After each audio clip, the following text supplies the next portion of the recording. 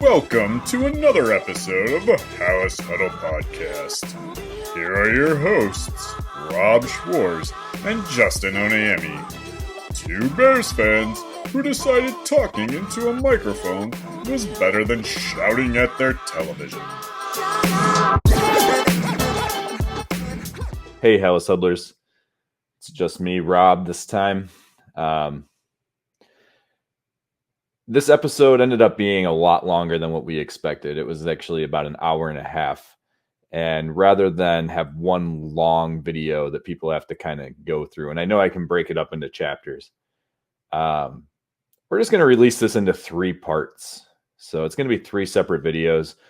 This is going to be part 1. Part 1 is going to be us looking at the free agents that Ryan Poles had signed these past few days, and just kind of giving our take on what we thought. And then after part 1, go ahead and go check out part 2. Part 2 is going to be us looking at free agents that maybe Ryan Poles missed out on. Guys that we thought, probably should have been signed or could have been signed. Or guys that, the fan base thinks should have been signed, and maybe we don't agree. And then check out part 3. Part 3 is going to be, where do they go from here? Right? Where do they go to get offensive line help? Where do they go to get defensive line help? Where do they go to find a cornerback? Okay, it's kind of a shorter one, just an overview of it. But hope you check out all 3 parts. And remember, subscribe. Subscribe to the channel. As soon as we hit 330 subscribers, we're well on our way. We will be giving out that free obvious shirt of your guys choosing, whoever wins. And then, hey, if you subscribe now, we got a giveaway. Going to be doing a jersey giveaway closer to the season. Got a big mark to hit for that one, but I think we can do it. All right. Remember, huddle up. Welcome back, Huddlers. Rob, Justin, Bob.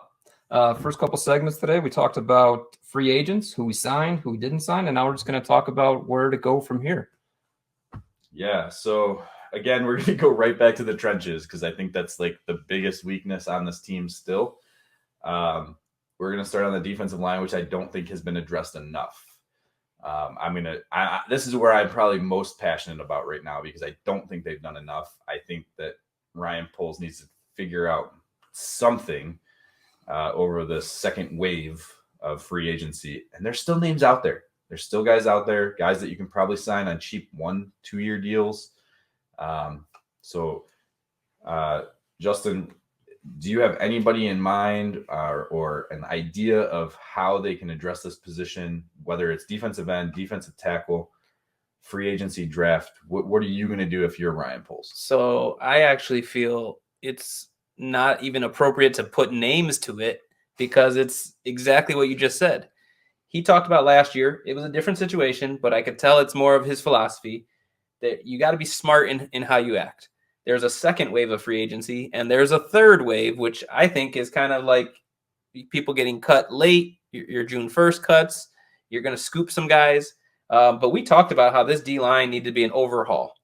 And so you had to address it in free agency. They have, maybe not with the biggest splash we expected. And you were going to have to address it in the draft. And I hope they do. And there is some depth out there in terms of guys you can get in the draft who may be guys that you can develop. So I fully expect, I don't know about at 9. That's up in the air. I don't even know if they'll be picking at 9. But it's something they should address early in the draft and maybe often in the draft. What do you think, Bob?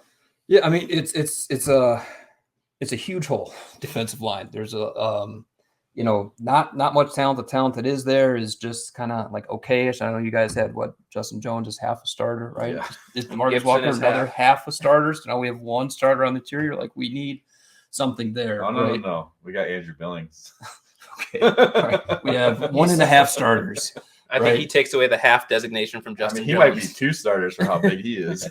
But we're trying to get to 9 wins in 2023 versus like the Super Bowl in 2025. Yeah. So it's trying to keep those two things kind of in balance, right? And to get to 2025, you build from the draft.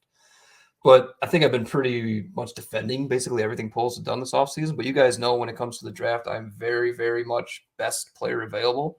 And I think one of the best ways to keep yourself focused on best player available is to not have any glaring holes going into the draft. So I'm a little worried about what's going to happen here at 9. Are they really going to just pigeon the hole into we have to get a defensive lineman here? Or, let's say a trade down scenario comes up and like, no, we have to take, Miles or, So we said they had 10 starters to try to find in this offseason. So you can't sign and that's where you balance it, right? And so one of those was Sanborn, who's now a half a starter. Okay, so 10 to 11 Right. starters. so that's where you balance the 2023. How do we get to 9 wins versus 2025 Super Bowl? There's still 2023 guys. The part of free agency where you find a 2025 guy is gone, right? So now the rest of free agency is how can we get to 9 wins? So that's I think where your Ngakoue comes in. Or I'm not saying they go for this guy. I don't think he's their kind of guy, but Jadeveon Clowney, like a 1 year, $12 million prove it deal with a couple guys in the draft, and kind of piece it together that way. And they have 4 premium. We're talking about the 2025 defensive line, right? They got 4 premium draft picks. 4 in the top 2 rounds. I know one's technically a third, but it's other drafts. They have 3 premium draft picks in 2024, 3 premium draft picks in 2025. There's still avenues to get to that 2025 through the draft. So you can still build through the draft, but the D line to help you get to 9 wins right now, it's tough to come up with those answers. So I'm glad you kind of worded it the way that you did, because it makes me realize, and I think we talked about it in one episode. I might have mentioned it. This is why the draft should be before free agency. Like, I feel like once like you have no idea how the draft is going to go. You have way more control on what you can do and can't do in free agency. And for you to put yourself in a position where now you might feel like you have to draft for need. And Ryan Poles has come out and said he's not going to do that. Right. But at the same time, like, and he said, we're going to have holes. Are you just going to like throw Justin out there and like, right. And that's the other part. You still have a quarterback to fully develop. Yeah, and get get him going. Right. And I know he did the trade for DJ Moore. Huge trade. We gave them a really good grade on that. I don't think we actually graded it, but like we were very high on reviews. Glowing reviews. And I think that's the kind of the way you have to do it. You have to do it through the draft or through trades. And I don't know. It's just really frustrating when I don't see sacks coming from this defensive line. I mean, we got Travis Gibson and Dominic Robinson. And even if you get bites on play Ngakoue, action every like time. that's 8 sacks. Right. Like it's not like this guy. Right. So I mean, there's the term replacement level player. You're gonna have some guys that are just guys, and we don't have to know where they're coming from. It's unfortunate because we want to know that there's a guy like a Will Anderson that you're adding to this team. That's out. That's gone now. But at 9, there could be some other guys there that are not Will Anderson, right? but are Productive guys. But Miles Murphy keeps dropping. Like he looks to me like an 8 to 10 sack guy every year. Is it a lot? No, but it's a decent amount. But it's a good pass rusher. Yeah, and that's what you need. Good pass rushers. who I believe is scouted to be able to play the run as well. Yeah, no, he's good. That's something when you say Dominique Robinson, hey, getting to the quarterback is one thing, but if every time they do play action and roll out, you bit, that's leading to 20, 30-yard runs. From a big program too, like we kept doing Big Ten, all Big Ten. So should we move over to the O-line? Yeah, let's look at the O-line again. I mean, I think they did make more moves. I shouldn't say more moves. I think Nate Davis was at least like a bigger name type signing. He was a guy who might be starting in that 2025 Super Bowl, right? Right. Exactly. Yeah. Where I don't know if DeMarcus Walker or Andrew Billings will be, right? As much as I love the Billings sign. So like where are they going to go here now again with offense? And maybe you don't want to talk names, but like free agency's out the window. There's really no one left in free agency at left or right tackle. Right, like you got Isaiah Wynn out of who used to be in New England, right? And that's right. And if he's willing to come in on a $10 million prove it deal 1 year, great. But we don't know that yet. And then is there a I know he resigned already, but is there a Riley Reef coming in August as well? Right? You know, he was okay. He was Jason fine. Peters doing? That better not be the. Is he on a fishing boat again? You still very much hope, right, that the starting offensive line week 1 of 2023 is better than the offensive line at the end of 2022, right? And we got one guy who came on, but you still want to fortify that right tackle, right? And it's, you know, they only have one top 10 pick. They can't get a defensive end and a right tackle. Some of that ammunition you talked about in the future can trade up. I'm not saying I want them to do that. And I think Poles alluded to that possibility. Now, I was kind of unclear whether he was talking about he might package the 9 with one of those seconds to move up, or if he was talking about packaging a couple of those seconds to move up to 15. Yeah, I don't know if those 2 seconds get you all the way up to 15. No. I just speaking to the concept, but I do think you could move down from 9 to 15 and maybe acquire a second. Right. But so that's where going into a draft with needs may prevent your freedom for doing that, though, because let's just say they have one of their blue chip guys at 9. They're going to take. But let's just say they get, you know, when we traded up for Justin Fields, right? The Bears gave the Giants a first in this draft and a first next year. Right. Is he going to not take an offer of a first next year because he has to get a blue chip guy at 9 instead of a second tier guy at 17? He is putting a lot of stock in the future. You have a need at the lines, right? So now you put yourself in a position where you have to pass on a blue chip player at a need versus getting another first round pick next year. All right, this is a wild take.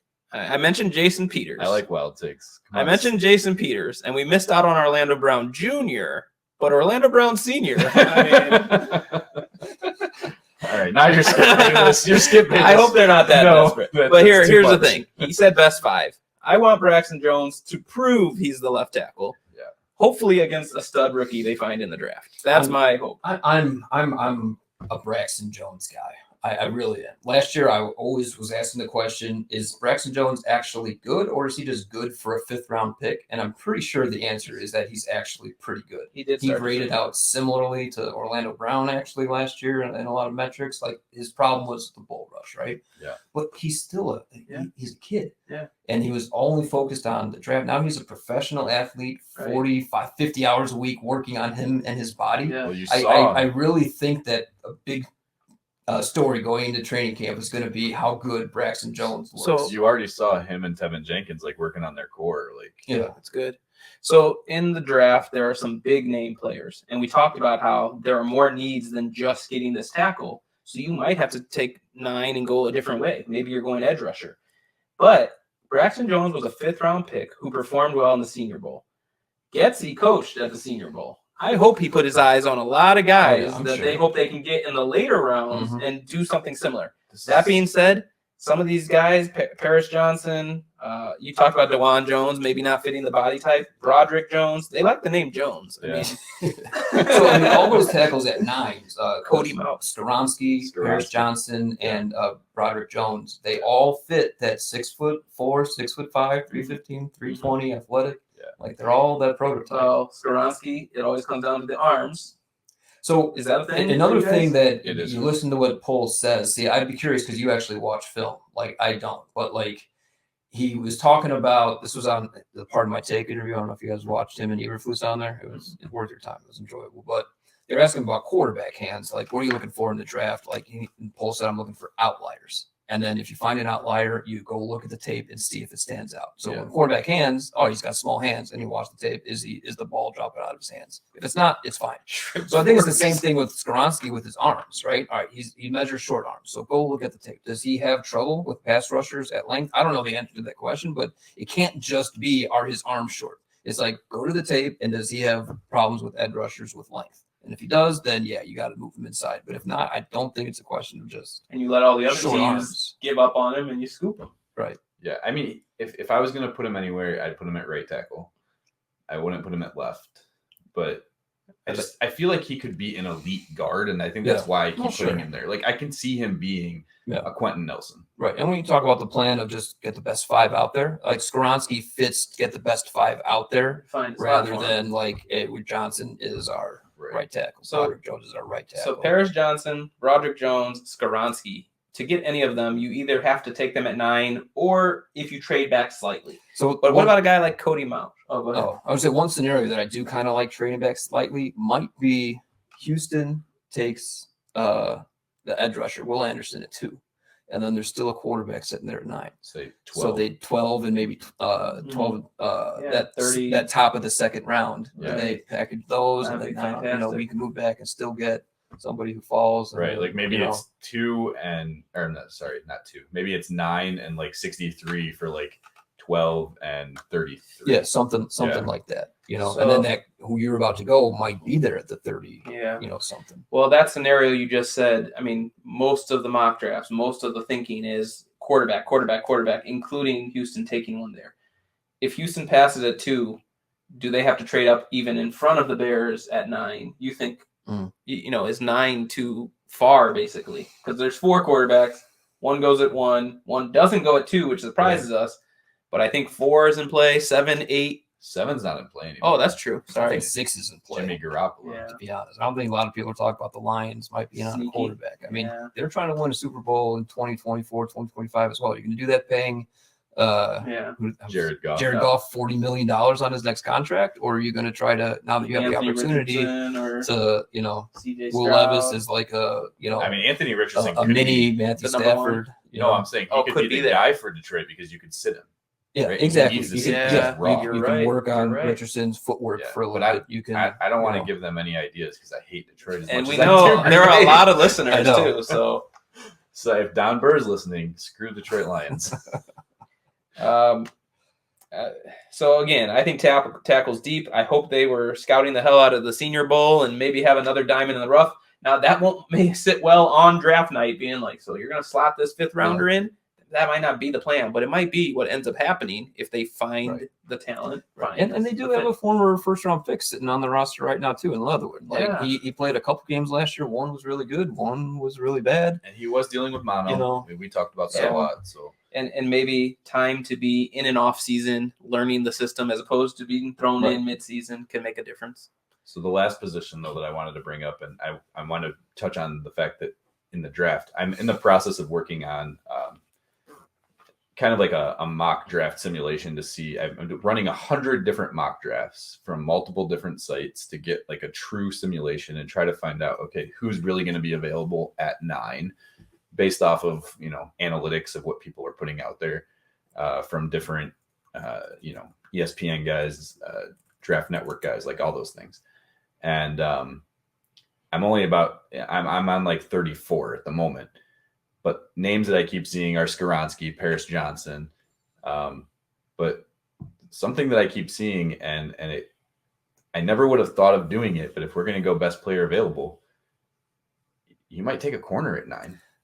That's why I'm so concerned about them having glaring needs on the offensive defensive line, because what if that kid from Oregon or Illinois or Penn State is one of their blue chip guys? But it's like, no, we can't take Witherspoon because we really need, this defensive end. So at 9, you're surprised Witherspoon's there and you've graded him blue.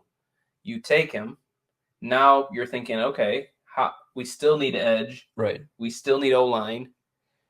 Polls turn 5 picks into 11. Correct. You move up and you get a guy. You watch carefully. Okay, we got 3 tackles we're okay with. I mean, I imagine that's how you tackle that. I still hope they go best player available because it's such a high pick. Trading up for needs still. No, like I just don't like the idea of drafting for needs. I get you, but because it puts you in these. I'm saying best player available when you're in the top 10. You hope to not be in the top 10 that often. Right. So it's a good time to get that guy that you just graded out as a guy that's.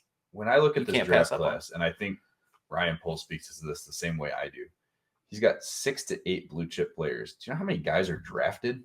That's not a lot. This is not a lot. And I thought the reporters did a great job during Pohl's press conference today. But they asked do quarterbacks count in those blue chips, and he said yes. Yeah. So that means there's really like 4 or 5 of those blue chip. Maybe had all 4 of them. I guess that's true. Maybe he didn't have a blue chip quarterback. Right. I don't know, but.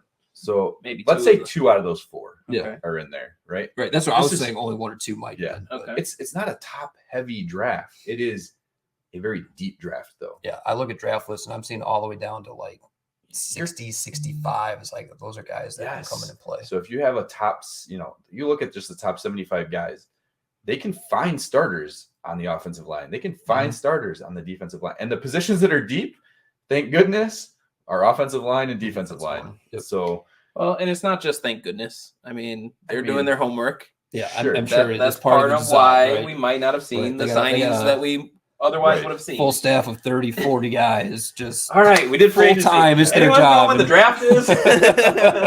I'm going to plug myself here. Like, if I could watch film and watch these guys live as a full-time job, I could be a scout. So please, Ryan Poles, I would love one of those 34 spots. This guy barely knows Ryan Poles' name. He's asking for a job. You call him Pace at the interview, you're done. I'll just stick with Ryan. Hey, Ryan P. Thought we were on a nickname basis already.